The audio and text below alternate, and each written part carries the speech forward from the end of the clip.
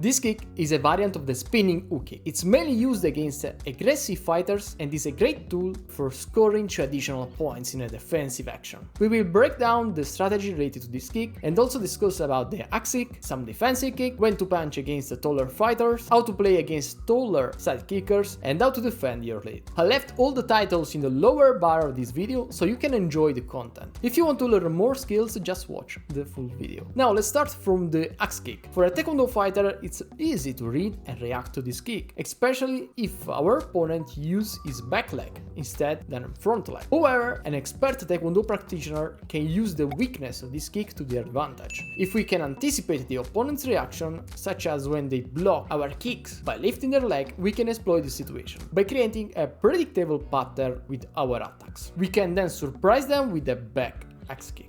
It's common to aim for the helmet with this kick, but our goal for this strategy is not to strike the jaw, but the chest. By doing this, we disrupt the period of the fight and we can score by bypassing the opponent's leg. This is what it means to play smart. Following this same strategy, we can also use kicks like crescent kick from a closer distance, or perform an aggressive crescent kick with the goal of avoiding the opponent's arm and striking the head. There are many solutions we can use to counter these actions, and what we can learn from this blue fighter is this unusual defensive kick. While it maybe seems an awkward kick, it's frequently used by fighters at this level, and trust me, it scores a lot of points. And I hope and wish that WT banned this kick because it's horrible to watch it. But this is an effective kick and I advise you to train it because it's easy to perform, does not require a lot of strength and is effective. When to use roundhouse kicks? In amateur competition, the roundhouse kick is the most commonly used kick. However, at the higher levels, we see more side kicks more than roundhouse kick. Instead, at the lower levels, we watch a lot of roundhouse kick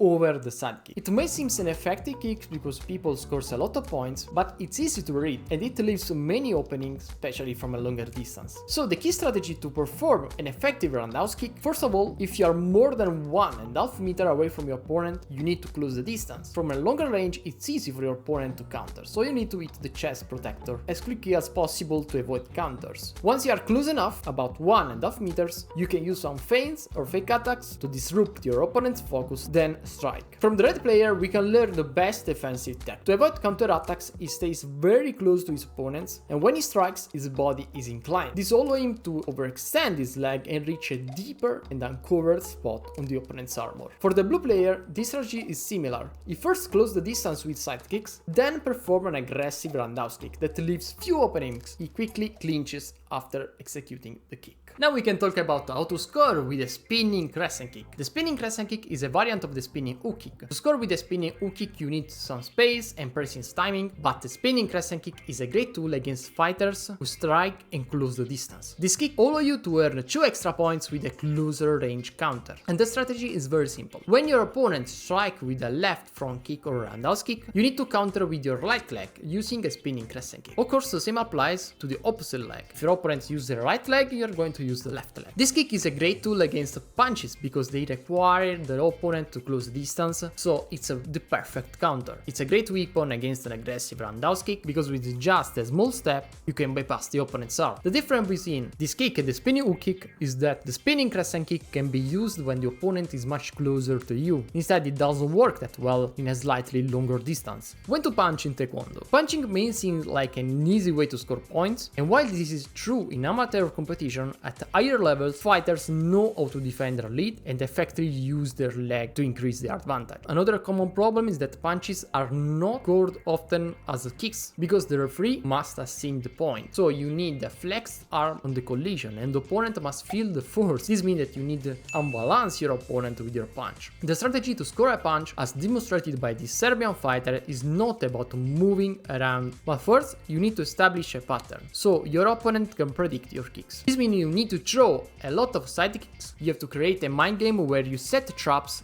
and you stay one step ahead of your opponent action. Next, you need to find a way to close the distance. You can either walk forward or use side kicks. And finally, you can use some fake attacks or you can dance like this red. And when the moment is right, you can block the opponent's front leg with one hand and strike with the other one. How to play against taller side kickers? We have seen the blue fighters repeatedly strike with side kick against this red fighter, but they haven't been effective. Earlier, we discussed all the types of counters red fighter used to win the first round. Now that I provided you tools to understand how to counter taller side kickers, I want to share the final piece of information the red fighter acts against a taller opponent. It's very rare for the red fighters to be within the blue fighter's side kick range unless he's ready to strike. This means that if the blue fighters throw a side kick, the red fighter does not need to block it. Instead, he can take a safer approach, he can dodge it, so he can prevent the opponent from making a contact with his armor or helmet. And another common tactic he uses is the counter-attacking. This is an important insight that shows us that the red fighter prefers to avoid any contact with a taller opponent unless it's for a specific reason, such as executing a counter.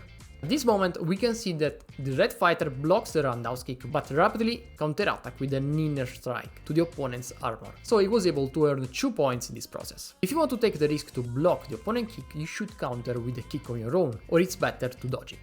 How to defend your lead against the taller fighters. Once you take the lead at the lower belts, you can still fight as you wish to gain more experience. However, if you are playing to win, you need to be smart. The key is to stay out of your opponent's range. Look this small step.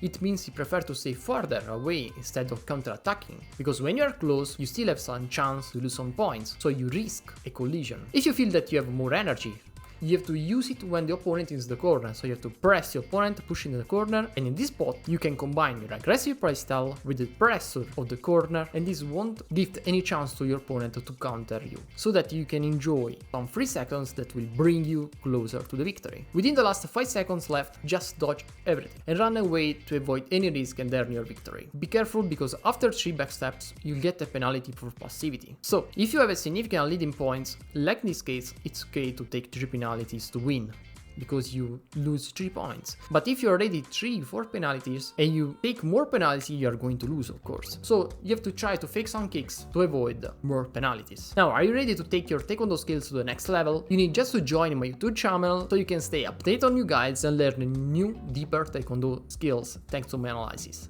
And if you want to know a lot more about social media, or maybe you want to cash out something from your passions, you should join my channel. Every month I upload the fight analysis and a full digital marketing course that will allow you to improve your social media and earn money from social media like me.